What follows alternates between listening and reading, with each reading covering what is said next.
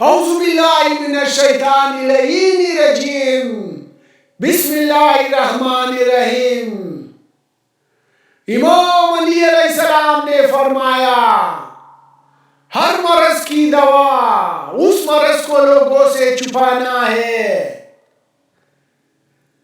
دوا پینا جسم کے لیے ایسا ہی ہے جیسے کپڑے کے لیے صابن، جو اس کپڑے کو صاف ستھرا تو کر دیتا ہے مگر اس کے ساتھ ہی اسے پوسیدہ بھی کر دیتا ہے۔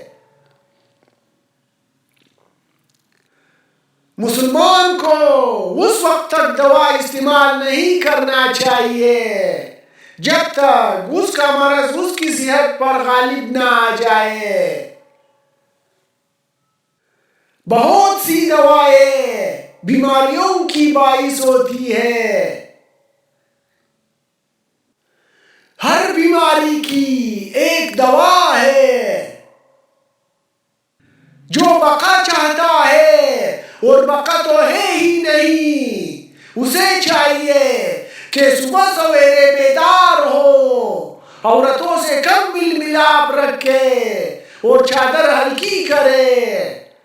آپ علیہ السلام سے پوچھا گیا، اے امیر المومنین علیہ السلام، یہ چادر کیا ہے؟ تو آپ علیہ السلام نے فرمایا، قرض۔ قرض سے بچو کیونکہ یہ دین میں ذلت، رات میں غم و رنج ہے اور اس کی ادائیگی دنیا و آخرت دونوں جگہ ہے۔ اللہ نے حج کو دین کی تقویت اور اپنے سے تقرب کے لیے واجب کیا ہے۔ اس شخص کی قربت سے بچو جس سے تمہیں اپنے دین و آبرو کے لیے خطرہ ہو۔ دین میں ذاتی رائے کا وجود نہیں بلکہ وہ تو پیروی ہے۔ جو دین کو ہلکا سمجھتا ہے وہ ٹوٹ پھوٹ جاتا ہے۔ تمہارا بھائی تمہارا دین ہے، لہذا اپنے دین کے لیے جس طرح چاہو احتیاط کر لو۔ دینداروں کی کچھ علامتیں ہیں جن کے ذریعے وہ پہچانے جاتے ہیں: سچی بات، خوش اخلاقی، علم اور ہر اس چیز کی پیروی جو اللہ کی قربت کا باعث ہوتی ہو۔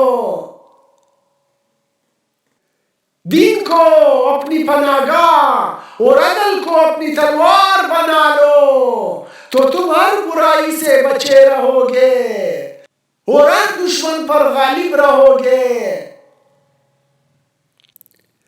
اگر تم نے اپنی دنیا کو اپنے دین کا تابع بنا لیا تو اس طرح تم نے اپنے دین و دنیا دونوں ہی کو محفوظ کر لیا اور آخرت میں تم کامیاب لوگوں میں سے رہو گے۔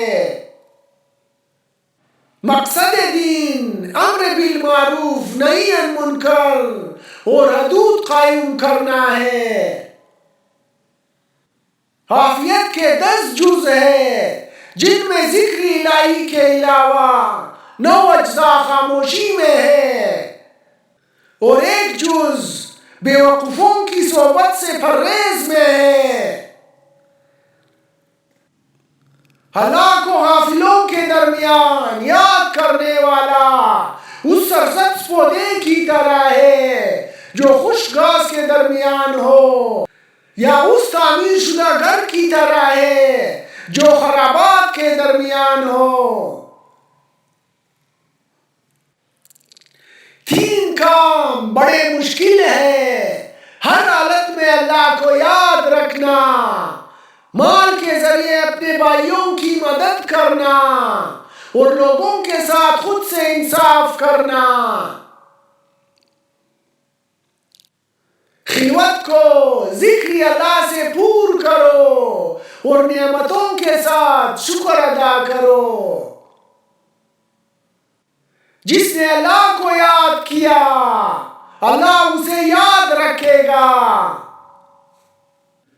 اللہ کو بھولے بھٹکے یاد نہ کرو اور نہ ہی مستی میں اسے ایک دم ہی سے بھلا بیٹھو، بلکہ اس کا ذکر یوں مکمل طور پر کرو کہ جس میں تمہارا دل، تمہاری زبان اور تمہارا ظاہر تمہارے باطن کے مطابق ہو، اور تم حقیقی طور پر ذکر الہی اس وقت تک نہیں کر سکتے جب تک تم ذکر کے وقت خود اپنے آپ کو فراموش نہ کر دو گے اور اپنے امور میں اپنے نفس کو چھوڑ نہ دو گے۔ جو اپنی ہر پریشانی کو کھل کر ہر ایک سے بیان کر دیتا ہے وہ اپنی ذلت سے راضی ہوتا ہے۔ ذلت کی ایک گھڑی کو زمانے بھر کی عزت بھی نہیں